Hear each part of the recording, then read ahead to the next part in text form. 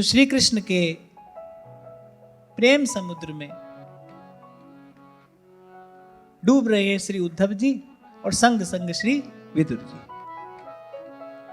विदुर जी का अद्भुत सुंदर प्रश्न और श्री उद्धव जी का उससे भी सुंदर उत्तर। और मैं तो आज आते आते यही विचार कर रहा था कि देखो, कृष्ण कथा ये शब्द कान में पड़ा, उद्धव जी की दशा और की और हो गई। अब उद्धव जी की दशा जब और की और हुई, विदुर जी उनका दर्शन करते हुए और के और हो गए, और के और। जैसे बाबा बुल्ले शाह कहते हैं ना, हुण मैनू कौन पिछाणे, मैं हो गई होर दी होर। ऐसी दशा हो गई उद्धव जी की और ऐसी दशा हो गई विदुर जी की, और के और। मैं विचार ये कर रहा था कि देखो, हम जैसे लोग भी जो दिन रात व्यवहार में लगे हैं, मन में हजार हजार उलझने हैं, मन में हजार हजार विक्षेप हैं। आप देखो क्या महापुरुषों की महिमा है। उन महापुरुषों की चर्चा करते करते भी बोले थोड़ी देर के लिए तो हम जैसों का मन भी श्री कृष्ण के चरणों के निकट पहुंच जाता है। इसलिए आपसे बार बार कहता हूं भाई, ये जो संसार की गलियों में भटकता हुआ मन है, ये जो ठौर ठौर पे बिखरा हुआ मन है, इसको समेट कर प्रभु के चरणों में लगाने की एक ही विधि है और वो है सत्संग। साधन को हरि भजन है, कै सत्संग सहा। इस पंक्ति को ध्यान से सुनो। ध्रुवदास जी कह रहे हैं, बिखरे मन सिमटत नहीं, कीजे कौन उपाय। साधन को हरि भजन है, कै सत्संग सहाय। कह रहे हरि का भजन साधन है, पर उसमें भी सहाय कौन है? कह रहे सत्संग सहाय है। बिना सत्संग की सहायता के ना तो कोई भजन में लग सकता है और ना इस रास्ते चल सकता है। यहां जितने लोग बैठे हैं, सबका एक ही तो अनुभव है कि भ्रम भूल में भटकते और उदय हुए जब भाग, और मिला अचानक गुरु मुझे, लगी लगन की लाग। सभी का, मेरा आपका, हम सबका एक ही तो अनुभव है भाई। हम भी ऐसे ही भ्रम भूल में भटक रहे थे, प्रभु की कृपा हुई, संत का दर्शन हुआ, संत के शब्द कान में पड़े और लगते लगते मन लग गया। इस रास्ते आया भी संतों की कृपा से, आगे भी संतों की कृपा से बढ़ेंगे। और प्रत्यक्ष को प्रमाण की आवश्यकता नहीं है। कल जैसी चर्चा यहां हुई, मैं जाकर भी इस बात का विचार कर रहा था, आज आते हुए भी यही चिंतन कर रहा था कि देखो, वहां उद्धव जी की दशा और की और हो गई, फिर विदुर जी की दशा और की और हो गई, और उनकी बात कहते कहते हम भी कहां थे और थोड़ी देर के लिए तो कहां पहुंच गए। अब आपके मन की आप जानो, मैं तो आपको अपनी मनोदशा निवेदन कर रहा हूं। एक बार तो मन पहुंच गया थोड़ा श्री कृष्ण के चरणों के निकट, और ये थोड़े क्षण का भी जो सत्संग है, तुलसी बाबा कहते हैं, तुलसी संगत साध की, कटे कोटि अपराध। एक बड़ा महत्वपूर्ण वाक्य कबीर जी कहते, करे पल भर का ऐसा भजन, भारे पाप भगाए। एक क्षण के लिए भी सब छोड़कर यदि मन लग गया भगवान में, एक क्षण के लिए भी यदि पूर्ण रूप से मन यदि लग गया प्रभु के चरणों में, पल भर का ऐसा भजन और भारे पाप भगाए। जन्म जन्म की अघराशी नष्ट हो जाती है, उजला हो जाता है मन पल भर के ऐसे भजन से। तो भाई सत्संग ही सहाय है। इस भूले भटके बिखरे मन को प्रभु में ले जाने के लिए सत्संग ही सहाय है। मैंने हरि नाम धन पाया, मेरे जीवन में रस आया, मेरे सद्गुरु कृपा कीन्ही,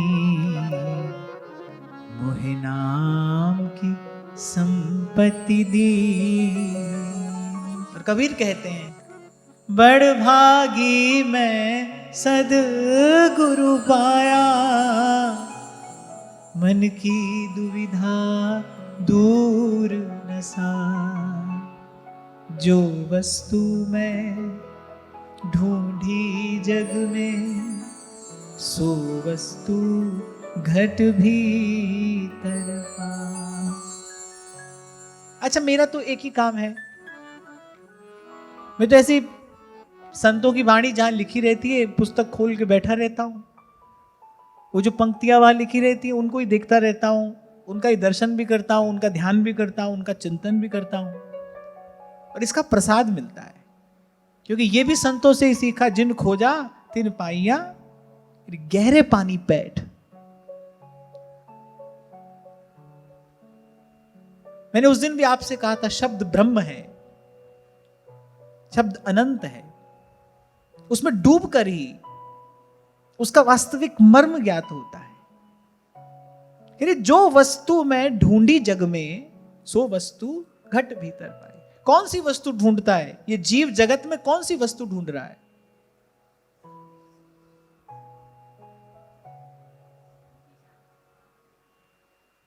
ये जो जन्म जन्म की दौड़ है किसके लिए है?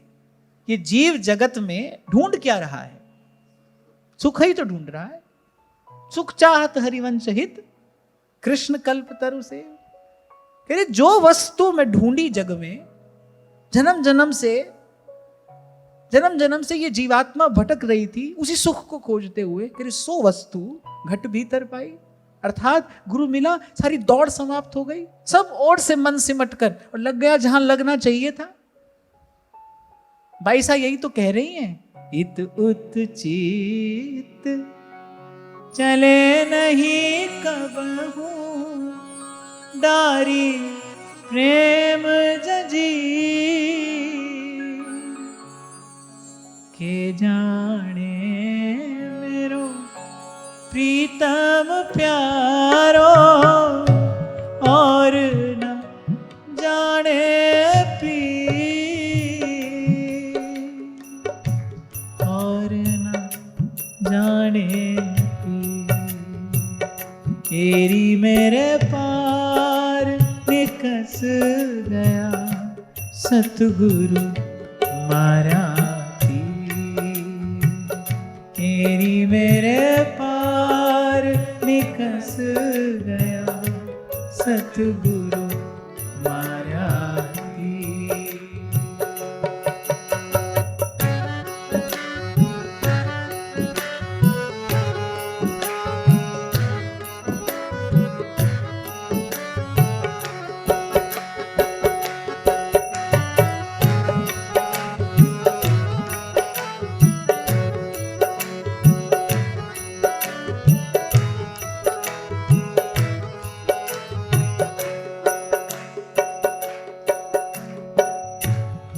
उत चित्त चले नहीं कबहू डारी प्रेम जजी के जाने मेरो प्रीतम प्यारो और न जाने और न जाने पी। तेरी मेरे पार निकस गया सतगुरु माया तेरी मेरे पार निकस गया सतगुरु माया। और सदगुरु ने तीर कौन सा मारा है? सबद बाण और अंतर लागे बींध दिया तन सारा। सबद बाण और अंतर लागे बींध दिया तन सारा। साहिब कबीर कौन रंग रंगया रंगो है रंग न्यारा। कबीर कहते हैं मेरे रंगरेज ने ऐसा रंग रंगा है, सब पूछते हैं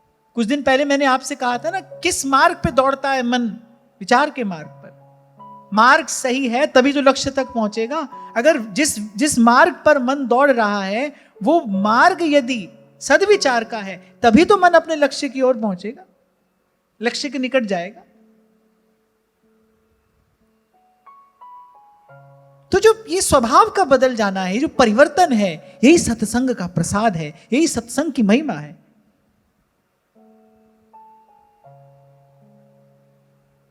और देर नहीं लगती। सबसे बड़ी बात है कि इसका परिणाम तत्काल आता है।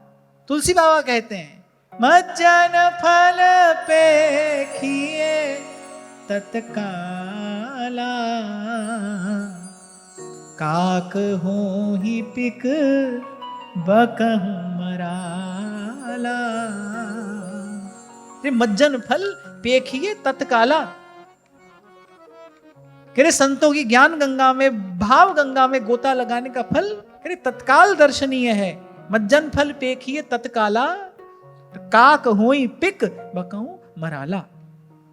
आज जहां से मैंने चर्चा आरंभ की, मैं यही विचार कर रहा था कि देखो इन दो महात्माओं की कैसी दशा हुई होगी कि इनकी दशा की कुछ चर्चा करते करते हमारा भी मन ठाकुर जी के चरणों के निकट पहुंच गया। थोड़ी देर के लिए सही, पर पहुंचा तो। पल भर का भजन हुआ, पर हुआ तो। झलक मिली, पर मिली तो।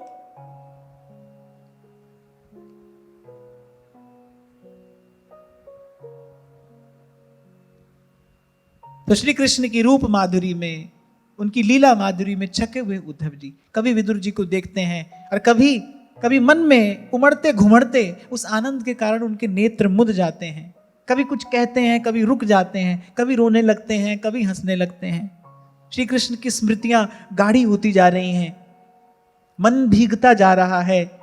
और कल ही मैंने आपसे कहा था कि श्री उद्धव जी ने जो लीला का गान किया उसमें कोई क्रम नहीं है। वो ये बताता है कि वो बड़े भाव विह्वल दशा में कह रहे हैं जो कह रहे हैं।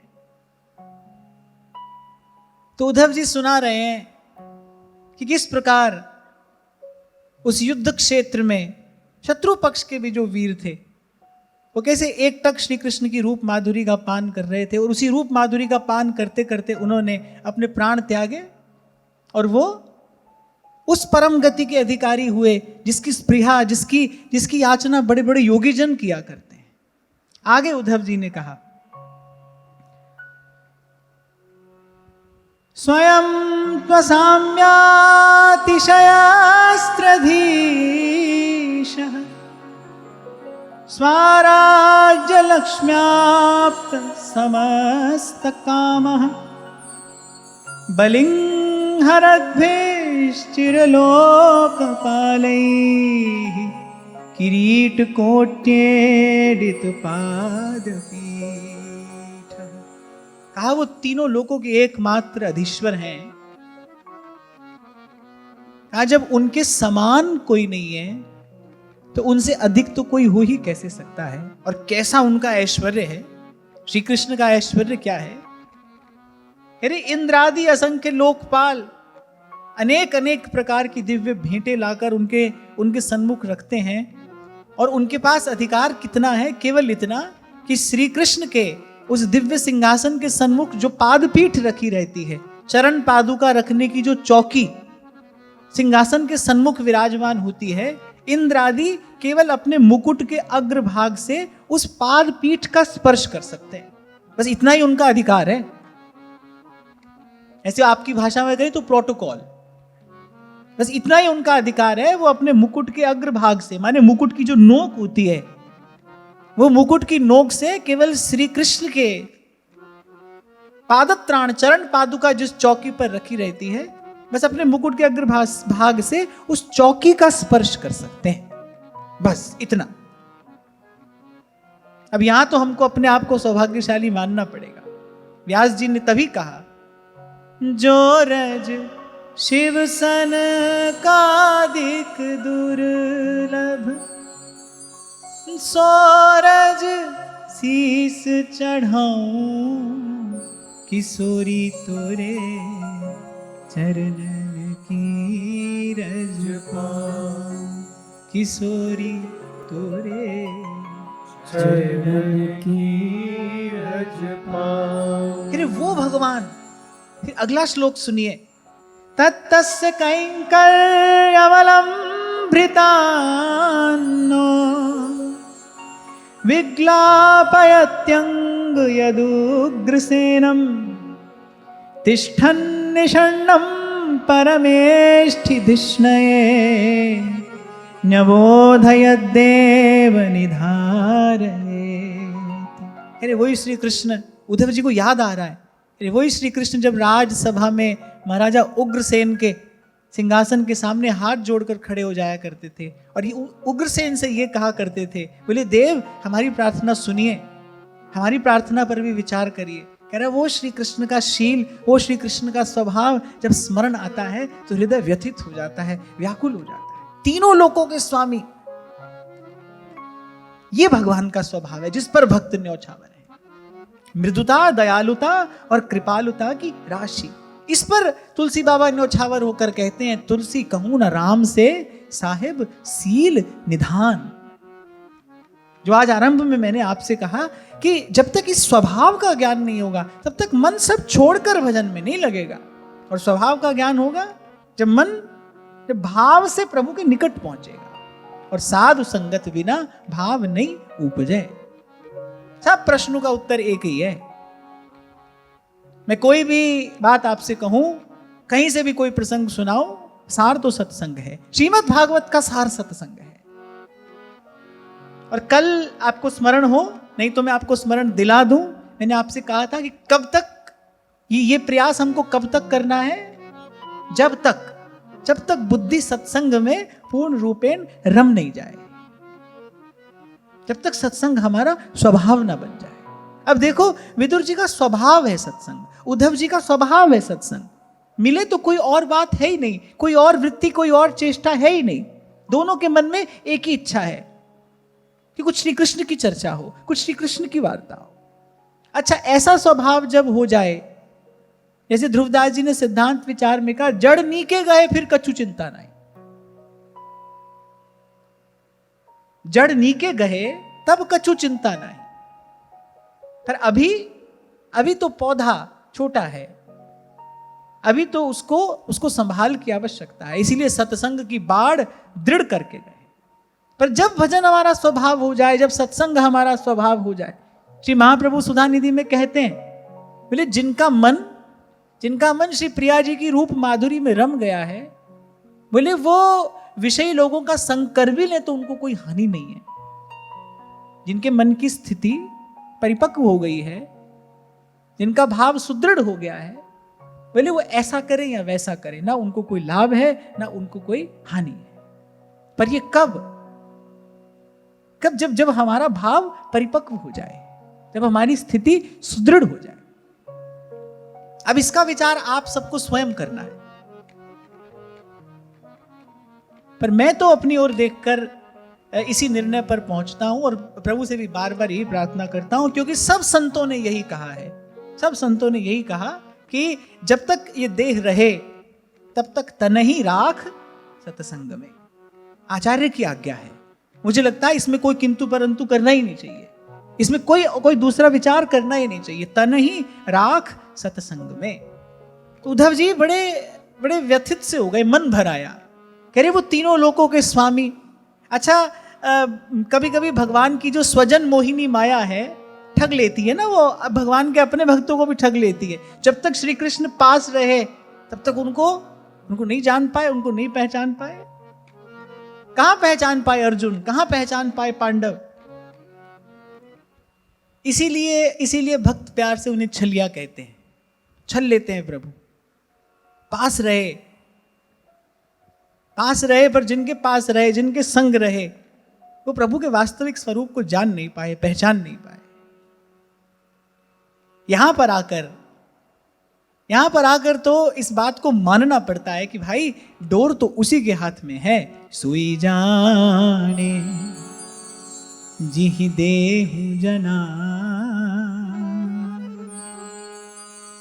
तभी महाराज कहते हैं वाणी में, तुम्हारी कृपा ते तुद पछाना, तू मेरी ओट तू है मेरा मान, सब किछ कीता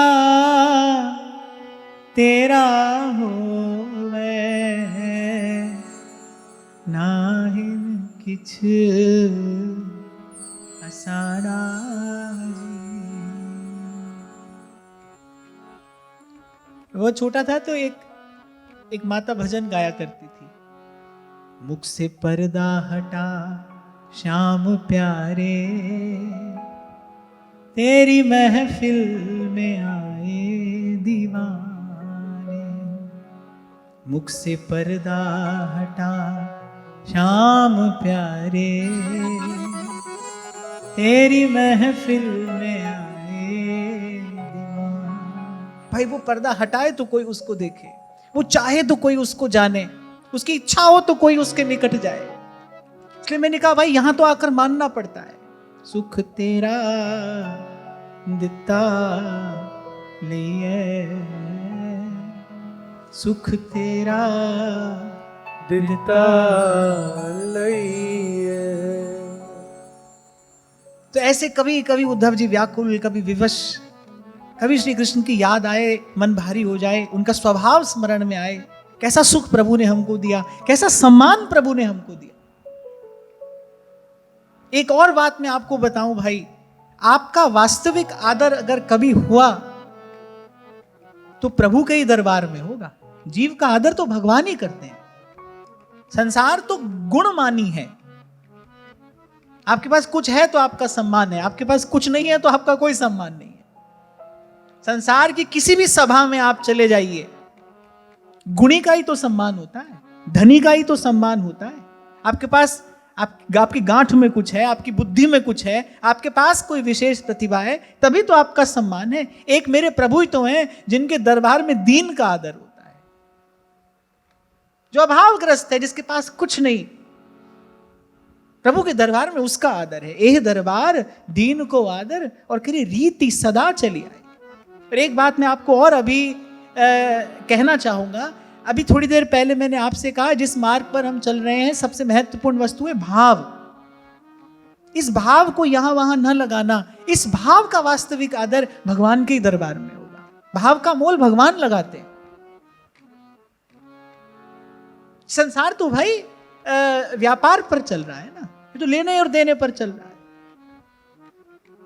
संसार का छोटे से छोटा और बड़े से बड़ा कार्य इसी व्यवस्था के अंतर्गत चल रहा है, लेना और देना, कहीं कम कहीं अधिक, पर यही है। जो भाव का आदर है वो तो भगवान के दरबार में है। और या फिर रसिकन सो प्रीतम कहे, या फिर जिसके साथ मन मिले, जिसके साथ इष्ट मिले, उससे भाव की बात कहनी चाहिए। भाव को यहां वहां व्यर्थ ना लगाइए। प्रीति तो नंद नंदन से कीजे, नंद नंदन से कीजे। इसी को मैं कह रहा था, भाव की संभाल रखना। पिए प्यारी को प्रेम रस, सकहीं तो मन में राख। थोड़ा चतुर सयाना तो आपको होना पड़ेगा। कौन सी वस्तु कहां लगानी है, इतना ज्ञान तो आपको होना चाहिए। यह जीवन जीने की कला तो आपको आनी चाहिए, कौन सी वस्तु कहां लगानी है।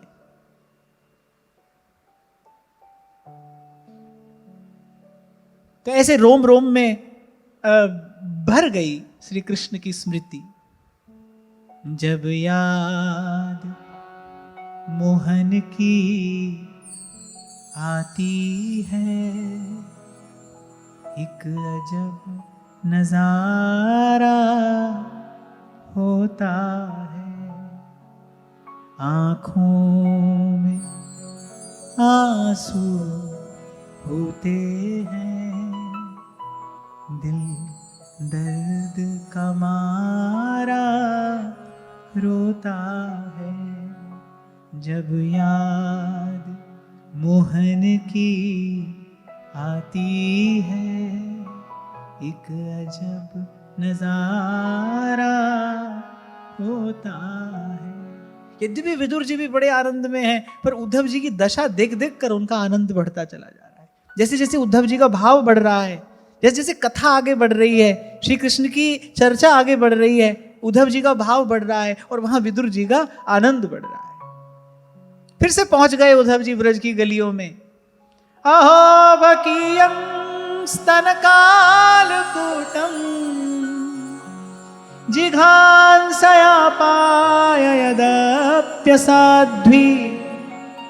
लेभे गतिं धात्र्युचितां ततोऽन्यं कं वा दयालुं शरणं ब्रजे। अच्छा, उद्धव जी ने कभी भगवान के ऐश्वर्य का ध्यान किया है, कभी भगवान के माधुर्य का ध्यान किया, लेकिन जब मधुराधिपति का ध्यान किया है तो ब्रज की गलियों में ही आकर किया है। सो हरि वंश समेत संपूर्ण और प्रेमी अनन्यन को सुखदाई। मधुर तो श्री कृष्ण यही है, और वस्तुतः श्री कृष्ण के वास्तविक स्वभाव का प्रकाश तो ब्रज में ही हुआ है ना, ब्रज की लीला में हुआ है। बाहर तो भगवान ने अपना ऐश्वर्य दिखाया, साम दाम दंड भेद सब भगवान ने लगाया बाहर। तो पता नहीं कौन कह रहे थे उस दिन, बड़ी अच्छी बात मुझे लगी। बोले श्री राम ने तो ये सिखाया कि सबको रहना कैसे है संसार में। श्री राम ने ये सिखाया कि सबको रहना कैसे है संसार में, और बोले श्री कृष्ण ने ये सिखाया, बोले सबको रखना कैसे है संसार में। उन्होंने तो साम दाम दंड भेद सब लगाया, जहां जिसकी आवश्यकता थी सब लगाकर अंत में धर्म की विजय कराई। पर जो माधुर्य का प्रकाश हुआ, जो श्री कृष्ण का स्वभाव है, जिसके कारण श्री कृष्ण से आत्मीयता संभव है, अपनापन संभव है, प्रेम संभव है, प्रीति का बंधन संभव है, उस स्वभाव का प्रकाश तो भाई यहीं ब्रज की गलियों में ही हुआ है। श्री कृष्ण की पूजा, श्री कृष्ण की अर्चना, श्री कृष्ण की आराधना, ये तो उनका ऐश्वर्य जानकर हो सकती है, पर श्री कृष्ण मेरे हैं, वो मेरे हैं, वो मेरे प्राण धन है, वो मेरे प्राण सखा है, वो मेरे प्राण प्रियतम है। इस भावना का उदय तो उनका स्वभाव जानने पर ही हो सकता है, और उस स्वभाव का प्रकाश यहां ब्रज की गलियों में हुआ है। तभी उद्धव जी कभी ऐश्वर्य का स्मरण करते हैं, फिर कभी आ जाते हैं यहीं ब्रज की लीला में, मन रम जाता है उनका। और ये बड़ा सुंदर श्लोक है, बड़ा प्रसिद्ध श्लोक भी है।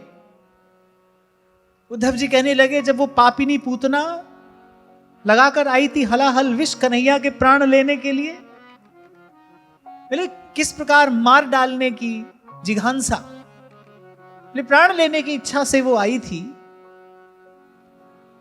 अब बोले गति कैसी दी, मातु की गति दई ताहि कृपाल जादव राय। तुलसी बाबा के तो नेत्र सजल हो गए जब इस घटना का स्मरण किया। लिख डाला उन्होंने, ऐसी कवन प्रभु की रीत, बिरद हेतु पुनीत परिहर पामरन पर प्रीत। अच्छा, व्यवहार में भी देखो ऐसा होता है, कोई एक बालक धन की बुद्धि की दृष्टि से थोड़ा कम हो, दुर्बल हो, तो माता पिता को उसकी चिंता अधिक होती है। अच्छा, मैंने तो यह भी देखा है, कोई बड़ा उद्यमी बालक होगा ना, बड़ा उद्यमी है, एक बड़ा भोला भाला है, शरीफ है, सीधा सच्चा है, और एक बड़ा उद्यमी है, उद्दंड है, पर आप देखो माता पिता को उसकी चिंता अधिक है, सहज ही। और माता को तो चिंता क्या, प्रेम भी उसी से अधिक होता है। यहां वहां से बचाकर उसको रुपया देगी, भोजन पकवान सब उसके लिए बचा बचा कर रखेगी, सब उसको गिनाएंगे, उसके दोष पर उसको दिखाई नहीं देता। ऐसा मैंने व्यवहार में बहुत देखा है। और तुलसी बाबा कहते हैं कि बिरद हेतु पुनीत परिहर पामरन पर प्रीत। बोले जो पवित्र आचरण करने वाले हैं वो तो अपने आचरण से ही सन्मार्ग पर लग जाते हैं, बोले पर प्रभु का स्वभाव जाने कैसा है। तुलसी बाबा कह रहे ऐसी कवन प्रभु की रीत, समझ नहीं आता ये कौन सी रीत है। पुनीत परिहर, मेरे जो पवित्र आत्मा जन है बोले उनको तो एक बार को छोड़ देते हैं और कह रहे पामरन पर प्रीत। और बोले हम जैसे पापियों पर प्रभु की कृपा दृष्टि है। कह रहे गई मारन पूतना कुछ काल कूट लगाए, मातु की गति दई ताहि कृपाल जादो नाम। फिर कहा काम मोहित गोपिका और कृपा अतुलित कीन्ही, जगत पिता बिरंच जिनके चरण की रज लीनी। अच्छा यहां अब गोस्वामी जी कह रहे हैं बोले गोपिका तो काम मोहित है। श्री सुखदेव जी महाराज ने भी यही कहा, माने गोपियां जानती तो हैं कि श्री कृष्ण भगवान हैं, लेकिन उनको श्री कृष्ण की भगवत्ता से कोई लेना देना नहीं है। लेना देना तो उनको श्री कृष्ण के रूप से ही है। तेरी मंद मंद मुस्कनिया पे, तेरी मोर मुकुट लटकनिया पे, तेरी पायल की पैंजनिया पे, बलिहार प्यारे जू, बलिहार प्यारे जू। इसे कहते हैं अन्याभिलाषिता शून्यम ज्ञान कर्माद्यनावृतम आनुकूल्येण कृष्णानुशीलनम स भक्तिरुत्तम। इसीलिए गोपियों की भक्ति उत्तमा भक्ति है। वो जानती तो है श्री कृष्ण कौन है, लेकिन जैसे हमारे महाप्रभु कहते हैं ना किम ततः, यदि कोई ऐसा करता है तो बोले हमको क्या लेना देना है। ऐसे ही ऐसी गोपी की भक्ति है, करिए ये भगवान है तो है, हमको क्या लेना है। जहां के सिर मोर मुकुट मेरो पति सोई। हमें तो इस मोर मुकुट धारी से, इस पीतांबर धारी से, इस बनमाला धारी से, इस रास बिहारी से लेना देना है। मैं बलिहार प्यारे जू, बलिहार प्यारे। इसे कहते हैं अन्याभिलाषिता शून्यम ज्ञान कर्माद्यनावृतम। उनको ज्ञान तो है श्री कृष्ण कौन है, लेकिन उनकी भावना में वो ज्ञान किसी प्रकार का कोई पर्दा नहीं डालता।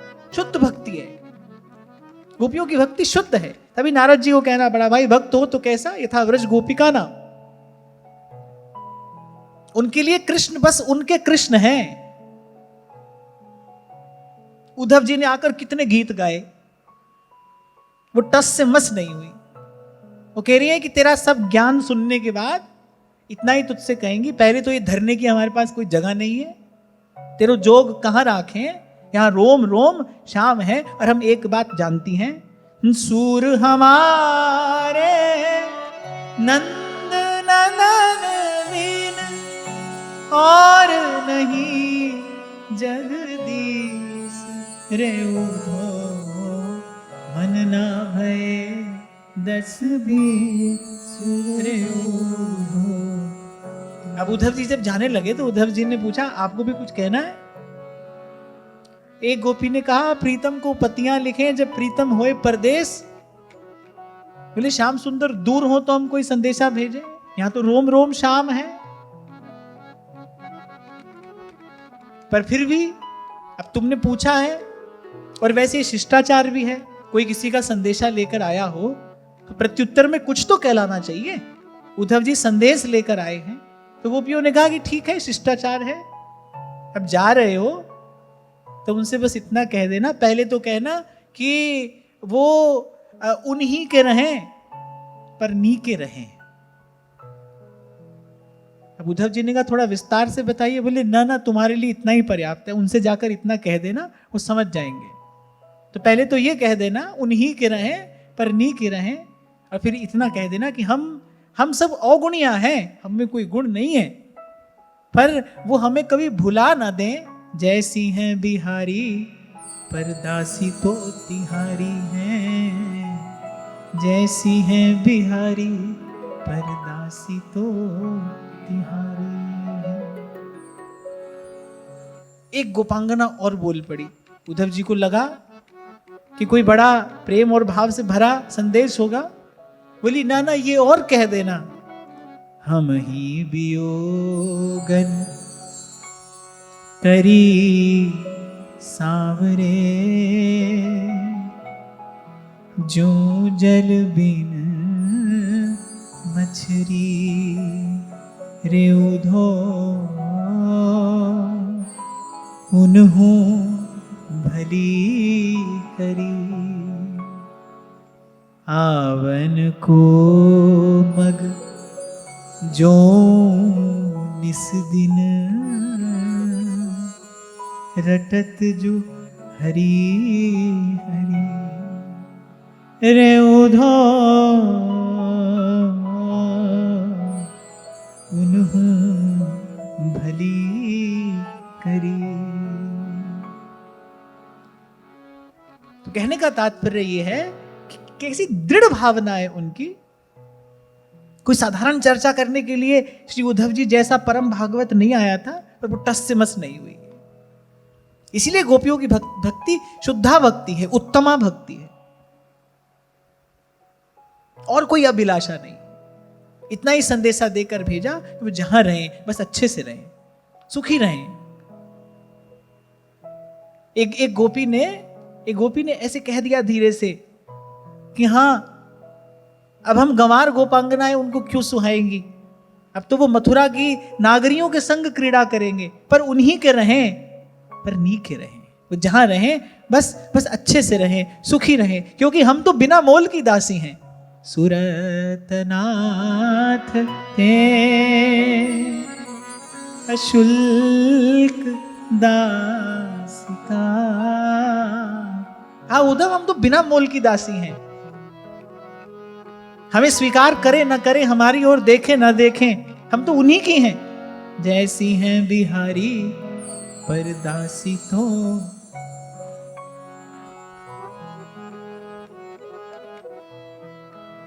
यहां तो बिना शर्त की प्रीति है ना, बिना शर्त की प्रीति। तो खैर मैं ये कह रहा था कि फिर आ जाते हैं उद्धव जी, लौट लौट कर आ जाते हैं, घूम घूम कर आ जाते हैं ब्रज की गलियों में। अब स्मरण आ गया कि देखो, जो मारने की इच्छा से आई थी उसको भी माता की गति दी। ऐसा दयालु और कौन होगा, किसकी शरण में जाया जाए। कम्वा दयालुम शरणम व्रजेम। और वहां तुलसी बाबा की लेखनी चल पड़ती है कि गई मारन पूतना कुछ काल कूट लगाए, मातु की गति दई ताहि कृपाल जादव राय। फिर काम मोहित गोपिका कृपा अतुलित की। अब देखो, विद्वानों की दृष्टि में, सज्जनों की दृष्टि में तो काम बड़ा निंदनीय भाव है। फिर इसी काम से मोहित होकर गोपांगनाओं ने श्री कृष्ण का भजन किया। काम मोहित गोपिका। भाई अग्नि में कुछ भी पड़े वो अग्नि स्वरूप ही तो हो जाता है, पर यह सामर्थ्य केवल भगवान की है, श्री कृष्ण की। ये प्रेम से संबंधित जो वार्ता है, इसको बहुत सावधानी से कहना चाहिए और बहुत सावधानी से सुनना चाहिए। क्या है ना, मन बड़ा उच्छृंखल है, निकृष्ट है, मैला कुचैला है, अर्थ का अनर्थ करने वाली बुद्धि है। बहुत सावधान होकर इसका कथन भी किया जाए और इसका श्रवण भी किया जाए। गोपियों का काम भी वंदनीय हो गया। क्यों? क्योंकि उसका विषय श्री कृष्ण है। और मुझे कहने में कोई संकोच नहीं है कि वहां गोपांगनाओं का काम भी वंदनीय हो गया। कैसा वंदनीय? तुलसी बाबा लिखते हैं, जगत पिता बिरंची तिनके चरण की रजलीन, शिव विधि उद्धव सवन के ये आशा रहे चित्त, गुल्म लता होए सिर धरे वृंदावन रजनित। ब्रह्मा शंकर उद्धव आदि चाहते हैं गोपियों की चरण धूलि हमारे माथे पर पड़े। अरे इन्होंने तो काम से मोहित होकर श्री कृष्ण का भजन किया। तो गोपांगनाओं का काम भी वंदनीय हो गया, क्योंकि उसका विषय श्री कृष्ण है। और संसार में तथाकथित प्रेम भी अंत में पतन के गर्त में डालने वाला है, अंत में अंधकार में ले जाने वाला है।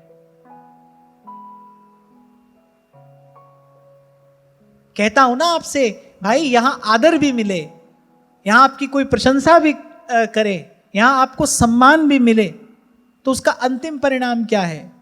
संसार रूपी द्वंद्व ही है। और वहां बलिहारी उस दुख के जो पल पल नाम रटा, पल पल नाम रटा। तो गिरे काम मोहित गोपिका कृपा अतुलित कीनी, और जगत पिता बिरंच जिनके चरण की रजलीनी। फिर आगे तुलसी बाबा कहते हैं कि नेम सो शिशुपाल नित प्रति देत गिन गिन गारी। अरे शिशुपाल का नियम था, खाली उसने सभा में ही गाली नहीं दी थी, वो तो श्री कृष्ण ने कहा था मेरे सामने 100 अपराध जो होंगे वो मैं क्षमा करूंगा। उसने केवल सभा में ही गाली नहीं दी, वो तो बैर से दिन रात श्री कृष्ण का ही चिंतन करता था।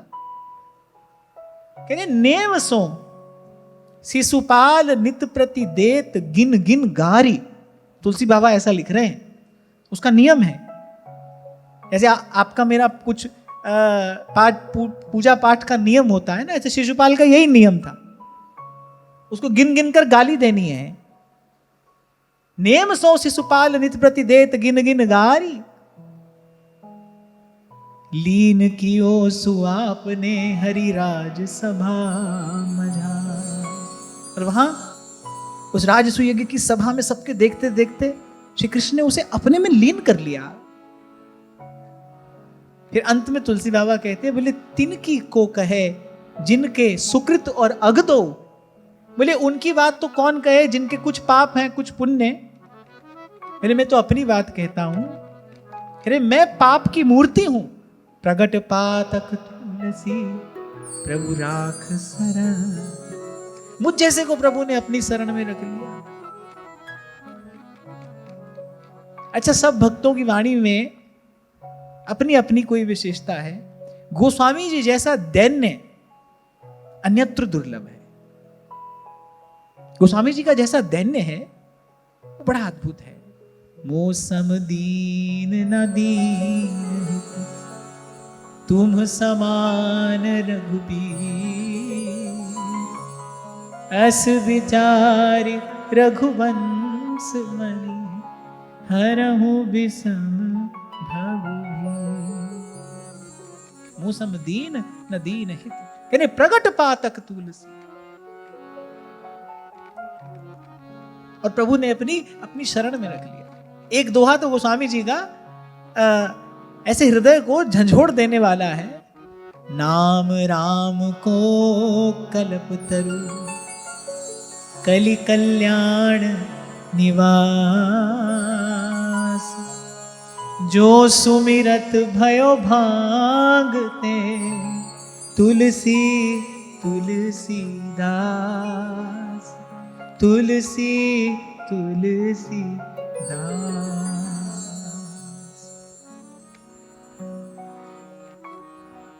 तो इस प्रकार श्री कृष्ण की अनेक अनेक लीलाओं का स्मरण करते करते बहुत काल तक यही कृष्ण कथा की धारा बहती रही। पर यहां एक बात बड़ी सुंदर है, दर्शनीय है, चिंतनीय है। श्री उद्धव जी ने इस कृष्ण कथा को विराम कहां दिया। ऐसे मैंने आपसे कहा, श्री कृष्ण कभी द्वारिका के महलों की बात, उद्धव जी कभी द्वारिका के महलों की बात करते हैं, कभी ब्रज की गलियों में पहुंच जाते हैं, कभी उन्हें मथुरा का वो राजभवन स्मरण हो आता है, कभी युधिष्ठिर महाराज की उस राजसूय यज्ञ की सभा का वो चिंतन करने लगते हैं, स्मरण करने लगते हैं। पर इस कृष्ण कथा का विराम कहां हुआ? उद्धव जी की वाणी में होने वाली इस श्री कृष्ण कथा का विराम कहां हुआ?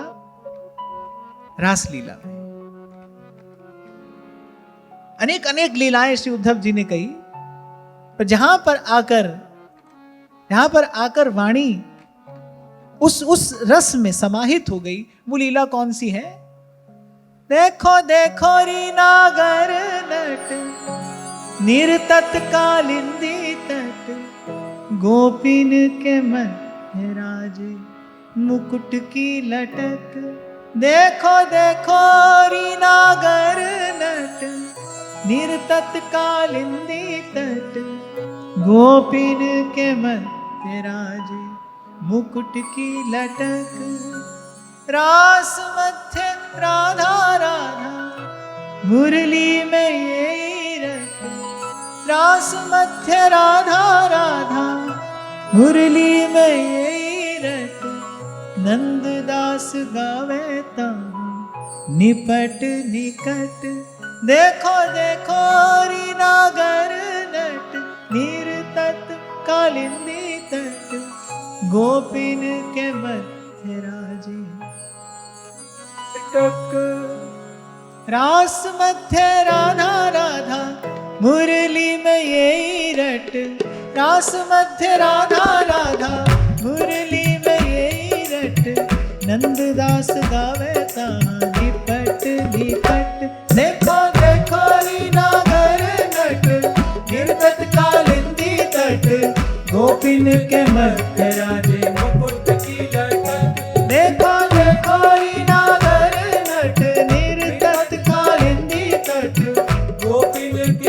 मध्य राजे मुकुट की लटक।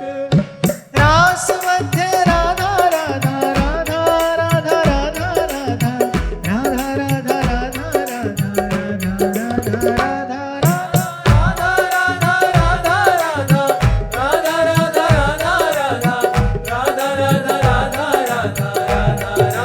राधा श्री कृष्ण के समग्र ऐश्वर्य और माधुर्य का उद्गम भी यहीं से है और उसका परिपाक भी यही है। राधा राधा राधा राधा राधा राधा राधा राधा राधा राधा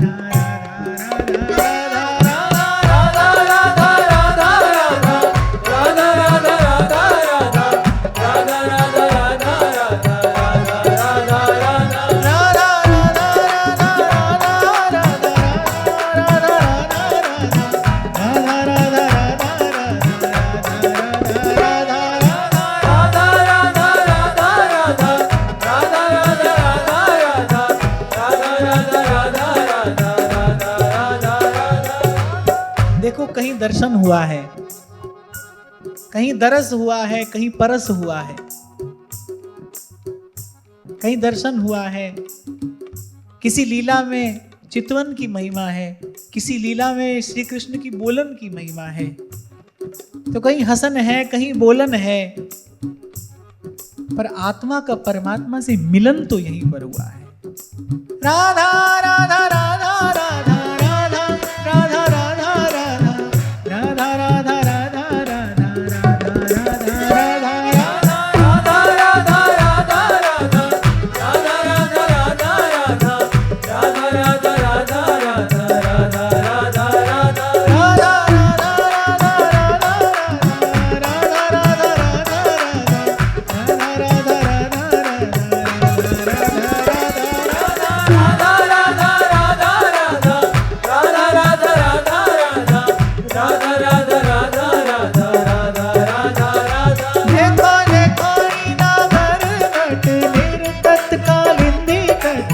गोपिन के मध्य राजे मुकुट की लटक।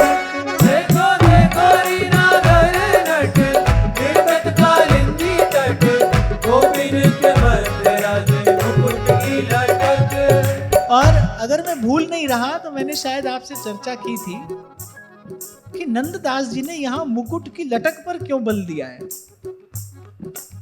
अच्छा, लीला तो गा रहे हैं श्री कृष्ण की, देखो देखो री नागर नट निर्तत कालिंदी तट गोपिन के मध्य। अब देखो ये रसिकों की बोलन है।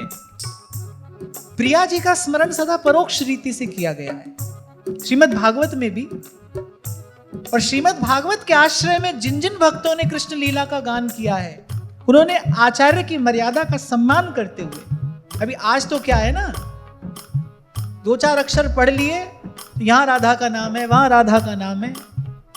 अरे अगर भगवान वेदव्यास ने उसे गुप्त रखा है तो उनकी उस भावना का आदर किया जाना चाहिए। आपको अनुभव हो रहा है तो आप सौभाग्यशाली हो, आप भीतर भीतर उसका आनंद लो। पंडिताई दिखाने के लिए तो है नहीं ये विषय।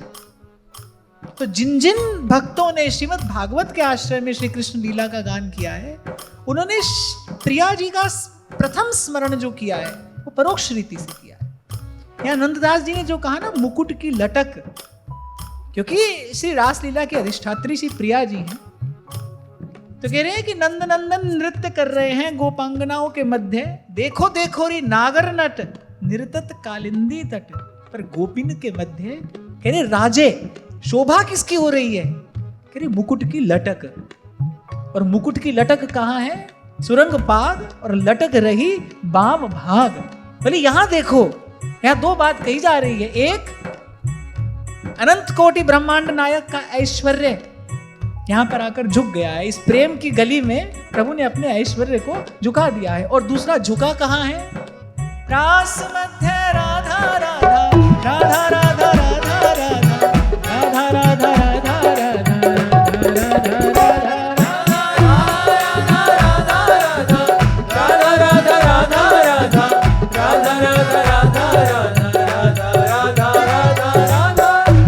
नंददास जी कहे तो मुकुट की लटक रहे हैं पर स्मरण प्रिया जी का कर रहे हैं।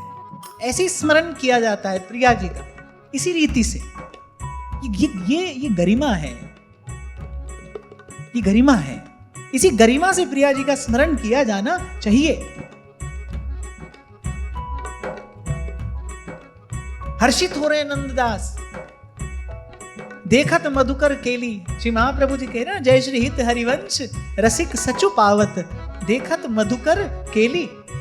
हर्षित हो रहे हैं, पर कह रहे भाई ये महिमा किसकी है? रास मध्य राधा राधा मुरली में यही रट, रास मध्य राधा राधा मुरली में यही रट।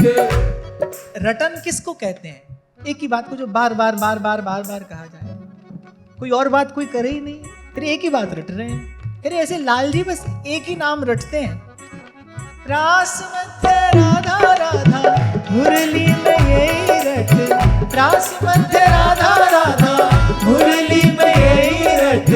नंददास गावे कहाँ निपट निपट, देखो हरि नागर नट, नीर तत्कालिंदी तट, गोपिन के मध्य राजे मुकुट की लटक। देखो हरि नागर नट, निर्तत्कालिंदी तट, गोपिन के मध्य राजे मुकुट की लटक। इसीलिए वृंदावन के रसिक तो निसंकोच भाव से कह देते हैं कि जहां श्रीमद् भगवत गीता का विराम होता है, वहां से श्रीमद् भागवत का आरंभ होता है, और जहां श्रीमद् भागवत विराम लेती है, वहां से वृंदावन की लीला का आरंभ होता है। राधा राधा राधा राधा राधा राधा राधा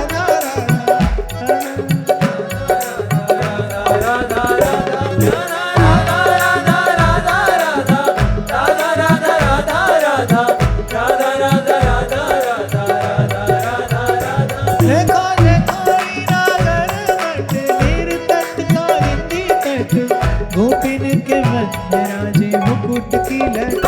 देखो देखो हरि नागर नट, निर्तत्कालिंदी तट, गोपिन के मध्य राजे मुकुट की लटक। और शायद ये भी एक कारण है कि यहीं पर आकर कथा का विराम क्यों हुआ, क्योंकि याते परे न और कोई भजन न और कोई सुख। रासलीला ही तो है जहां पर आकर भाव शुद्ध होता है, पूर्ण होता है, उसका परिपाक हो जाता है, उसकी सिद्धि हो जाती है। भाव की सिद्धि क्या है? जिसके प्रति आपका भाव है वो आपका भाव स्वीकार कर ले, यही भाव की सिद्धि है। यहीं पर आकर भाव शुद्ध हुआ है, पूर्ण हुआ है, परिपक्व हुआ है। क्यों? क्योंकि प्रेमास्पद के चरणों में समर्पित हो गया है और प्रेमास्पद के द्वारा स्वीकृत भी हो गया है। श्री कृष्ण ने गोपांगनाओं के उस विशुद्ध भाव को स्वीकार करके, क्योंकि उन्होंने अपना पूर्ण भाव श्री कृष्ण को निवेदन किया, श्री कृष्ण ने भी अपना वो निज स्वरूप, वो रस स्वरूप, हित स्वरूप गोपांगनाओं को दान कर दिया। इसीलिए ये जो रास लीला है, ये रस दान की लीला है। श्री कृष्ण ने अपने आत्म स्वरूप का दान किया है, जिसे श्रुतियां रसो वही सह कहती हैं। उसी रस का दान गोपांगनाओं को श्री कृष्ण ने किया, अपने आप को दिया है। गोपियों ने अपने आप को दिया है, श्री कृष्ण ने अपने आप को दिया है। देखो देखो नागर नट, निर्तत्कालिंदी तट, गोपिन के मध्य राजे मुकुट की लटक। देखो हरि नागर नट, निर्तत्कालिंदी तट, गोपिन के मध्य राजे मुकुट की लटक। देखो देखो नागर नट, निर्तत्कालिंदी तट, गोपिन के मध्य राजे मुकुट की लटक।